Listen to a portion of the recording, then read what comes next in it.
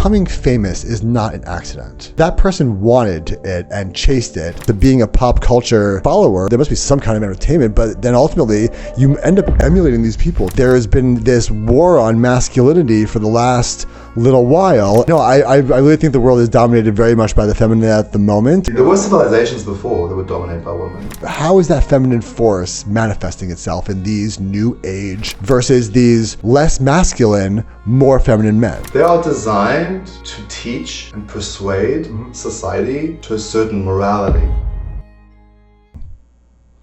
But back to relationships, I don't know what the answer is right now. Like we are going to continue to evolve, and people are going to continue to either be what they are, and we're going to have to create a system that makes it whole, being the new way that the gender role balance has fallen out, or the genders are going to go back to their classic roles to an extent in order to correct in uncorrectable imbalance in any other way.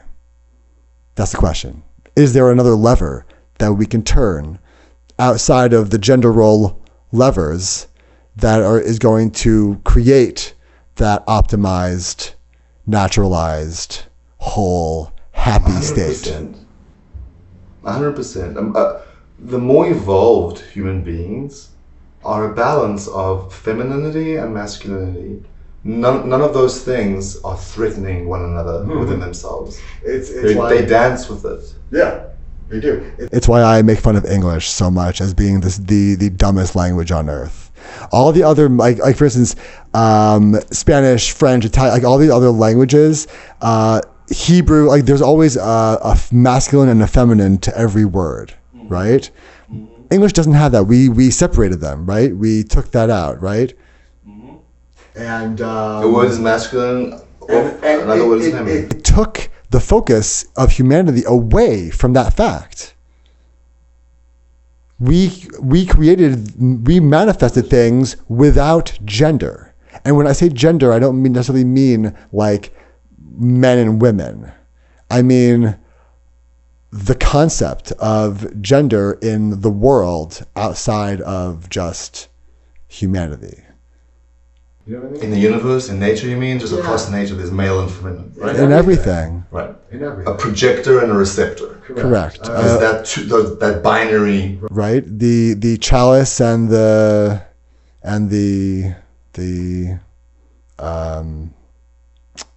whatever they call it. What do they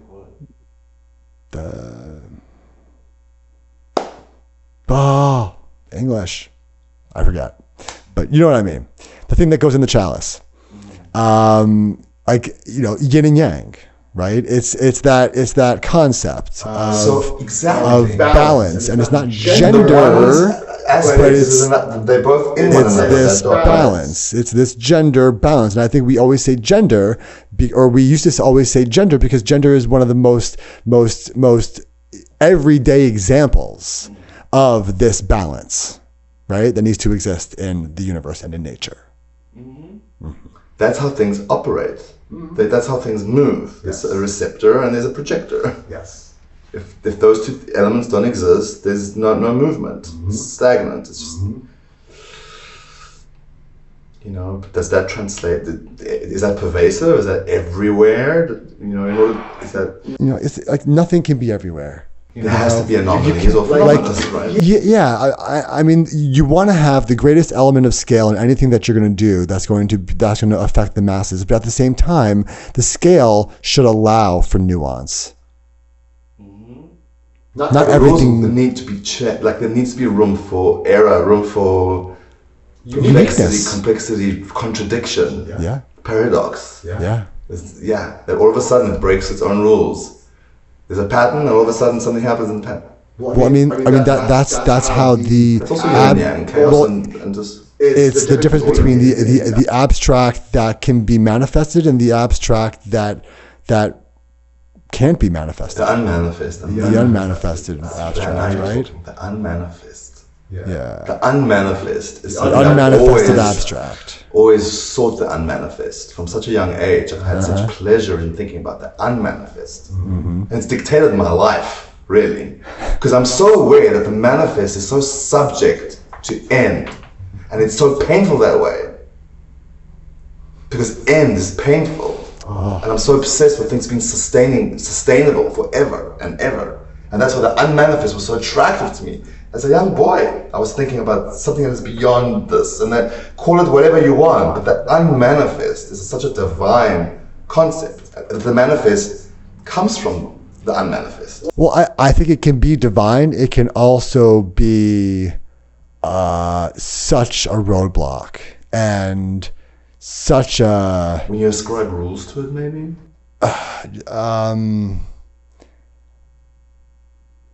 Cop out? In what way? Sometimes. Can be. Yeah. An escape route. Yeah.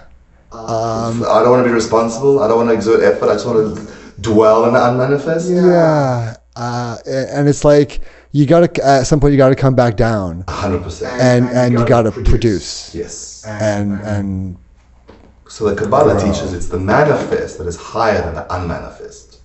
This Right. is much higher. Right. Much holy, whatever word you want to Well, I mean, this is where it's at. the light can't exist without It darkness, needs right? to balance against something Right. dense in There order has to to be, reveal light. right, there has to be a contrast of some kind to realize it. Without the contrast, it blends into the background. It can't be discerned from the rest of reality.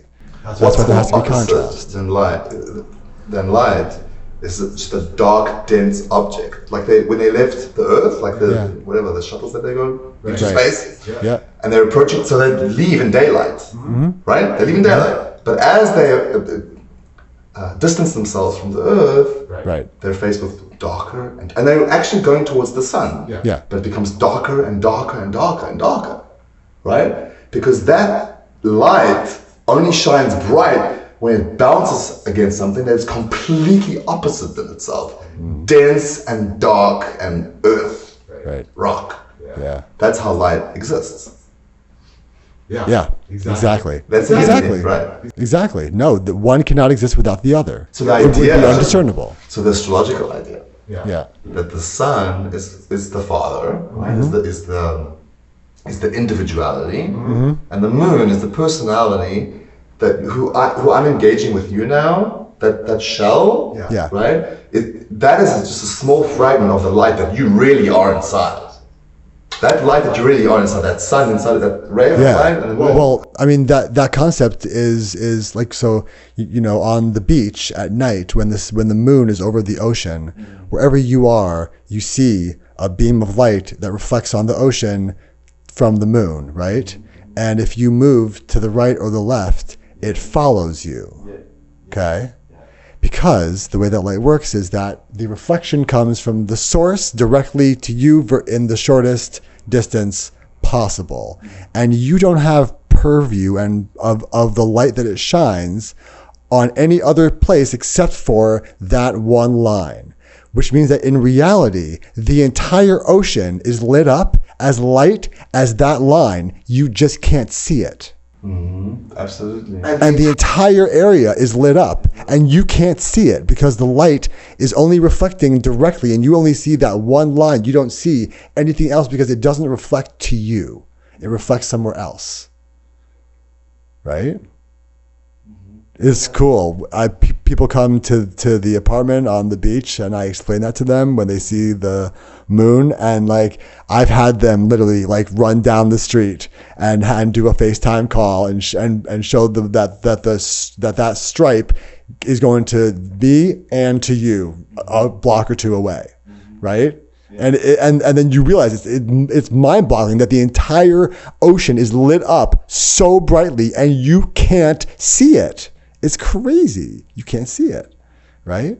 And then when the moon goes over and shines back and there is no direct reflection to the source, it lights up the entire ocean much, much more than when you have access to the source, right? The source blinds you to the brightness that it's shining in the peripheral area. Once the source is gone and all you see is the indirect light, you can see the full spectrum because it's not based on that reflectiveness, right? It's just shining light into a space.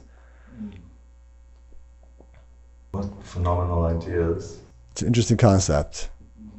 And it's exactly what you were just saying, right? You just see what is reflective to you. Exactly.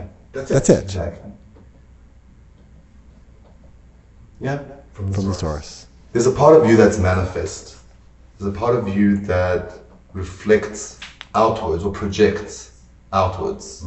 Something inside of you. I can only see that part that is privy to me. But you are so much greater than that. Inside of you, there's a piece of sun. Yeah. Just the way that sun works. That electric thing inside is huge. Yeah. And it's up to us to find platforms and ways to communicate them to the world, because ultimately it defines who we are, and it shows how formidable we are as well, what we're capable of. And I think that that's something that you should pursue in life, but don't make it cringy. Don't be ostentatious. Don't be an asshole about it, right? Like, be classy about it. Be appropriate. Be timely, right? And then it comes off as, you producing and you contributing and you using your skills, and then people see what skills you use to do those things. And that's how you can build your brand without sounding conceited. Because you don't want to sound conceited or like a show-off or like you're a know-it-all. Well, again, to take this ancient kind of astrological idea, when the moon thinks it is the light, it learns its lesson. All of a sudden you're in complete darkness and you're nothing, you're gone. You're only reflecting something much greater than yourself. And it goes through phases, like the ego, right? You do go through phases. There's times in your life where you are shining that bright light. It's amazing. But if you remind yourself it's just a moment, which it is a moment, and a greater light is still coming forth sometime. You succumb to the forces of nature, of up and down. You swing with it, you roll with it, you accept it. When things come and go, because they do, you just flow with it. You just breathe through the cycles of life. But man, I really wanted to get more into relationships, because there's and it sucks because we pretty much broke it down that we just don't have the answer right now. There is some kind of change that's been going on with men and masculinity, women and femininity. But I like the way it went towards the sun and moon, because the sun and moon really are incredible symbols of masculinity and femininity. Yeah. The moon is so beautiful, and it's humble and it's secretive, and it hides itself. It changes. It's beautiful to look at. Its changes are magnificent, right? There's different forms. You can stand somewhere in Australia and Africa, whatever, in Siberia, and it has different. It's gorgeous. It's so feminine. Right. I've never thought of it that way, but that's so accurate. Right. And the sun is just very masculine. Yeah. Just gives. Just projects. Unwavering. And I think it regardless of your personality, whether you're more feminine or masculine, I do subscribe, absolutely. My body's male, so it operates obviously on some level very masculine. It produces testosterone, semen, whatever. It is a projector. And the personality may be more feminine. So how does the moon operate? What's the moon's highest? What can the moon teach us? What can the moon teach me in the way it behaves? Right? What does the sun teach me in the way it behaves? Right? Where do I learn about masculine? And that's kind of the root of astrology right there. Yeah. What can I learn about being masculine or being feminine? Nature is perfect in so many ways. What can I learn about that from them? What does the sun have to teach me? What does the moon have to teach me? What does Mercury have to teach me? That it's so fast. It always comes and goes, just collects information. Right? What does Jupiter have to teach me? That it's so generous and wide and slow moving. I love it. That's fascinating. We need Mars, to talk red and aggressive. We need to talk about some astrology and some stuff on one of the shows soon. Sharon is in my opinion, true expert on the science and the art. and the theories. So we'll have to cover that one of these days. But How long have we been going at this? 50 minutes. Okay, 50? 50. Okay, it's just like the first one. Yeah. Last one was out. So yeah, so coming down to relationships, how does the sun and the moon relate to one another? Right.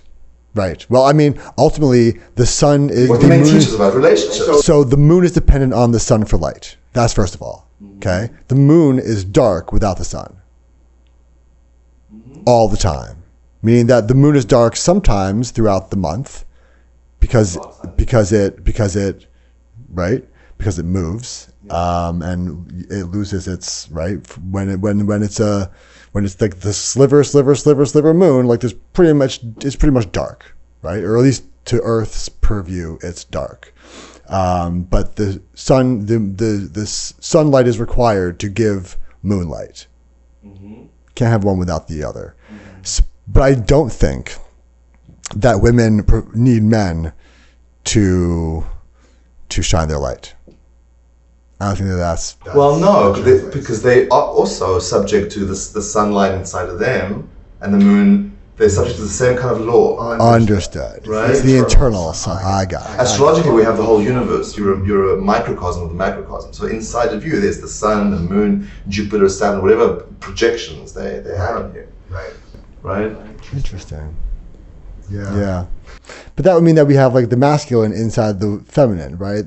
I mean, it's still the sun in the woman, like Yes, saying that's that the what sun I'm and the saying. moon Yes, is both yes, in the the masculine woman. principle. And Yeah. depending, the whole theory is depending when you're born and the relationship that a planet that's fiery with another planet that's watery is going to create conflict, because the planets also have a relationship with one another. Right. And sometimes they are harmonious with one another depending on where they are, and sometimes they're not so harmonious. God, everything in nature is like literally a base and an acid. Like everything is just a yin and a yang, a male and a female, one or the other. It's like we have a very binary reality.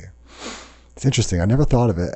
It's so binary. Very, very binary. Yeah, like And it's a spectrum too within the action, binary. reaction, of course. Right? There's Of different course. shades of it. Oh my God, so many shades, colors, tastes, and flavors. And one can certainly be more on the darker side of white, and one can be on the whiter side of black. But still black and still white. Two different spectrums, right? Feminine and masculine. That makes sense. Yeah, that makes sense. Of course.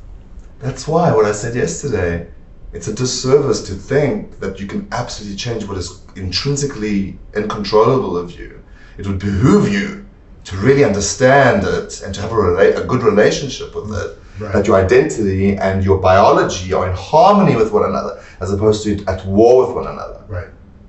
Coming back to that whole idea, you could be on the darker side of white or the lighter side of black.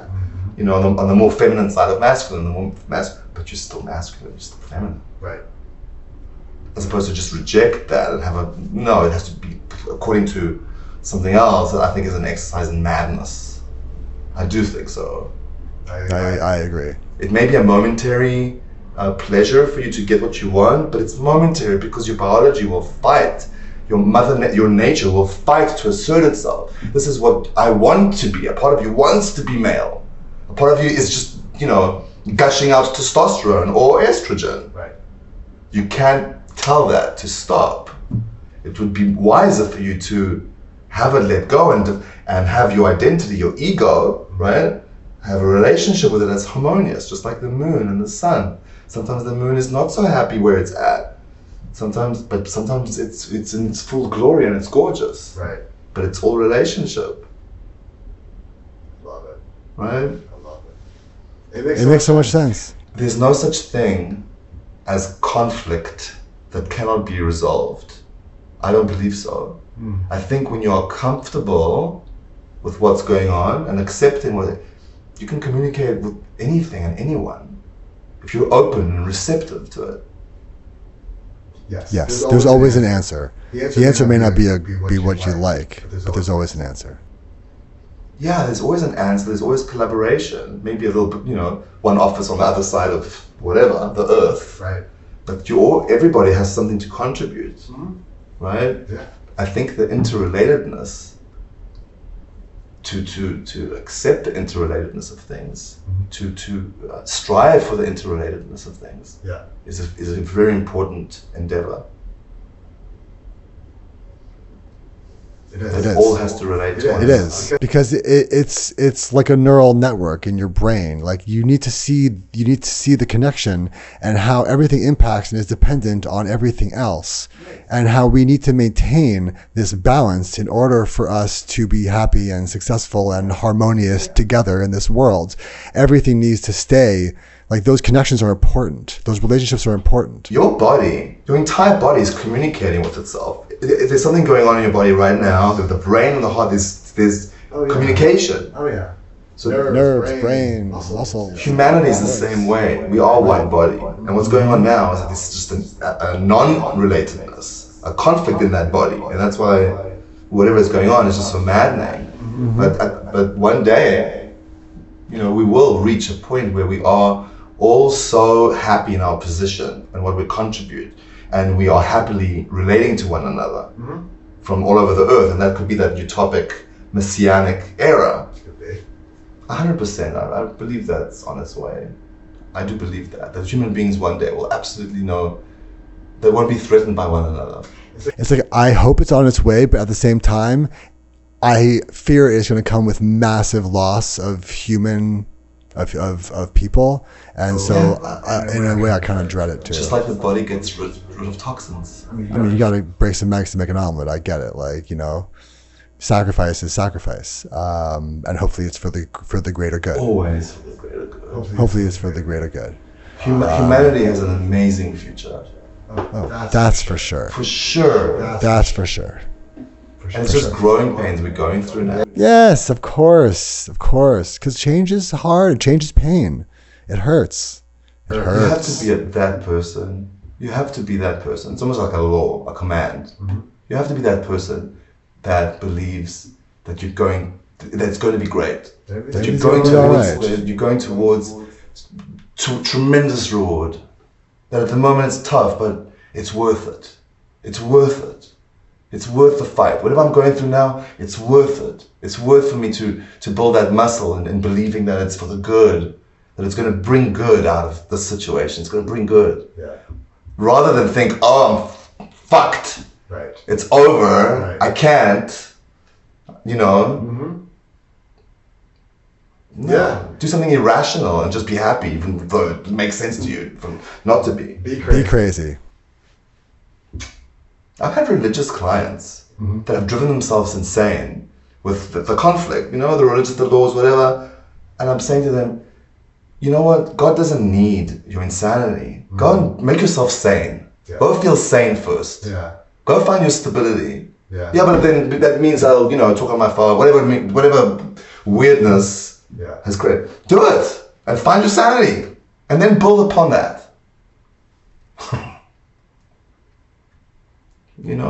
People drive themselves crazy. They do, and sometimes with cause and sometimes without. The current situation with relationships, I get it. It's frustrating, it's hard, and I get why people are not too keen on it these days. But I say, keep your head up, keep meeting more people, get out there. There should be someone for everyone, and work on yourself. If you date a lot of people and it doesn't work out, maybe it's not them. You know what I'm saying? So you gotta take accountability. Maybe it's you. So keep being self-reflective and keep being honest with yourself. It's okay to have flaws. Be honest about it, because if you don't, you're not going to spend the time and the effort correcting the things that will bring you, so that when you find that person that would be the perfect person, so that it sticks, so that you're able to have a healthy relationship with someone and grow and have it flourish the way it's supposed to, because you're good. You got to be good, and you got to be real about what the hell that means. And if you're not comfortable with your flaws, every relationship you will have is going to be flawed. Yeah. Well, and you're going to project your own things that you feel you're lacking onto whoever you claim to love. You gotta love yourself. Gotta love yourself. It's so important. Yeah. Also the beginning and the end. Yeah. Like when you wake up in the morning, when you go to sleep, Choose it. Choose it. Look for that sweet spot that makes you fall asleep. Yeah. And look for that sweet spot that gets you out of bed. Yeah. Wow. Dude. Episode number 8. In In the books. This is crazy. Should we have a little outro moment? No pressure. Anything that comes to mind? I don't even know. See, I get put on the spot. Every day, da da da na na, da da na da, da na na. The Christina Aguilera song. Da na na na na na na na, da da na na, da na na. You are beautiful, no matter what they say. Words can get me down. You are beautiful in every single way. La la la la la la. So don't you get me down today.